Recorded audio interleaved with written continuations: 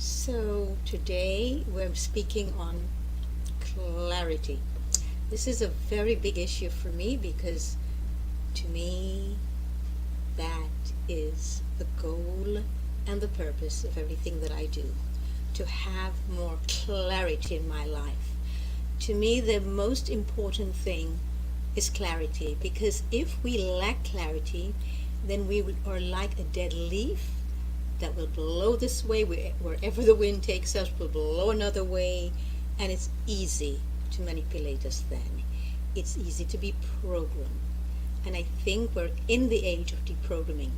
I think we're going through a major shift on Earth. Tremendous powers are being focused right now on planet Earth. And each and every one of us is called on to either enter the shift or go with whatever ensues.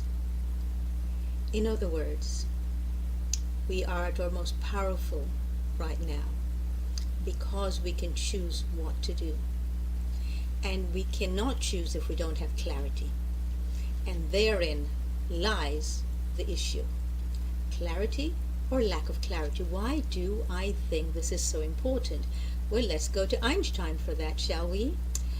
Who said the years of searching in the dark for a truth that one feels but cannot express, the intense desire and the alternations of confidence and misgiving until one breaks through to clarity and understanding, are known only to him who has experienced them himself.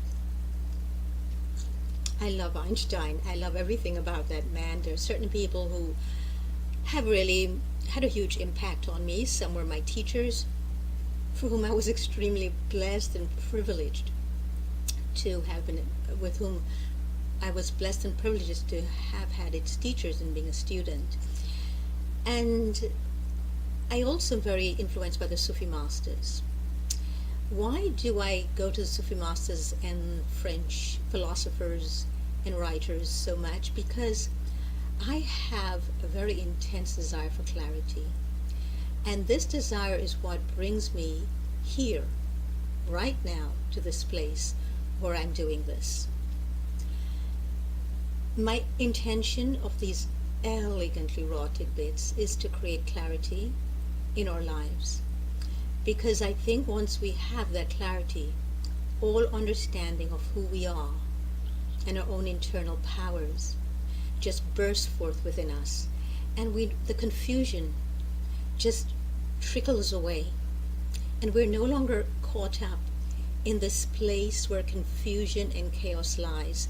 We can see it happening in front of us, which is really at its highest levels right now, since I've been on Earth anyway, that I know of. And it's really important, I think, that when we approach a problem or an issue, we approach it with clarity. Now, how do we approach something with clarity? You cannot be clear in any way, shape, or form unless your body, the physical human body, is been rid of parasites. If you have parasites in your body, and majority of us do, some more than others, some of us have severe infestations. Unless we clear that up in the physical body, there's no place in our mental and our emotional bodies where we can have any form of clarity. So purification is important. Purification on all levels. Purification of the mind, the body. Purification of our thoughts, our emotions. There's a difference between cleansing, purification, and detoxing. And next week I'll be addressing all those three and the differences between them. And there really is a big difference. However, to purify the mind is what I think is most important, because that leads to clarity. But one cannot purify the mind until the body has been detoxed. Not cleansed, but detoxed. So this is why it is so important right now that each and every person decides for him or herself whether or not to detox. And if so, which route to go. Every summer I detox. Actually, it starts in the spring with me doing a detox from parasites. And by parasites, I also, yes, mean candida, what some people call yeast overgrowth. And it's very important, I think, while detoxing, to also rehydrate ourselves. Both must go together. So there are many people right now who are fasting, and that is the highest level of purification. And it's very important right now to purify on all levels. Why? Because the universe is a very noisy place. Just think of it, really. Right now, you hear me speaking, but there are also other noises around you. You might be hearing traffic, a dog barking, a cat meowing, a squirrel scuttling someplace. You might be hearing horns blowing, but you might hear even those blowers that people sometimes use to clean up, rake leaves and things like that. You might be hearing the television on, you might be hearing music in the background, but there are other noises as well. Right now, as we are here listening to me and doing this, there are people who are being murdered and screaming at the top of their lungs. There are people being raped. There are babies crying. There are people dying and letting out huge gulps as the soul departs the body. There are accidents happening. Trains coming to a screeching halt. Cars hitting each other. There is thunder somewhere in the world. Thunder and lightning making tremendous noise. There are fires raging, creating their own noise. There are waterfalls tumbling down. There are rivers rushing to the ocean. There's wind blowing at top-notch speed somewhere. So all these noises are going on right now. But don't we live in a very generous universe that we are not subjected to all this noise all at once? Why? Because the universe is a very generous and loving place, and it knows that if we are bombarded with all these noises all at once, with galaxies crashing and the earth moving, that we would not be able to have any clarity in our lives whatsoever and sustain our growth and our evolvement on earth and our evolution here. And that is why it sequesters us so we do not hear all the noises all at once. Isn't this an incredible universe that we live in?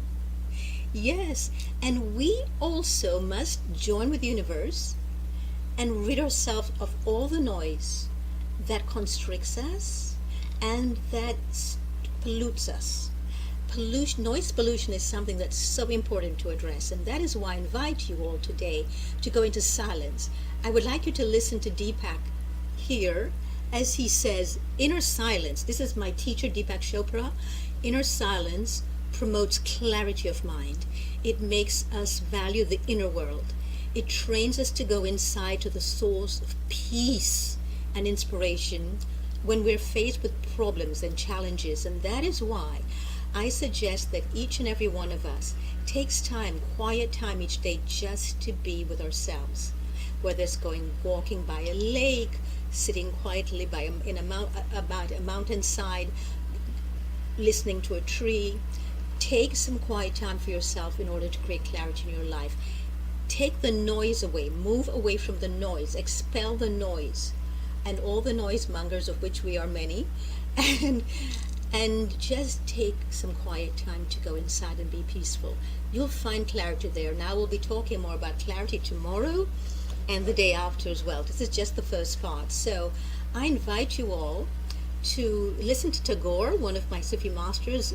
Let us not pray to be sheltered from dangers, but to be fearless when facing them. So the dangers lie outside of us, yes, but only because we've created them on the inside already. So we must go internally and do as Tagore says, be fearless when facing these dangers. And that is why I invite you to go internally, because that's where all our power lies, and that's where you'll find the clarity. When we become powerful, it means we have a tremendous amount of clarity in our lives, and we're clear about our vision here, our path here, and what we're meant to do. So until tomorrow, or next time you can join me here, same place, same channel. I suggest you read something by Tagore if you possibly can, because I have found that his own sense of clarity has been a pathway to an open door for me.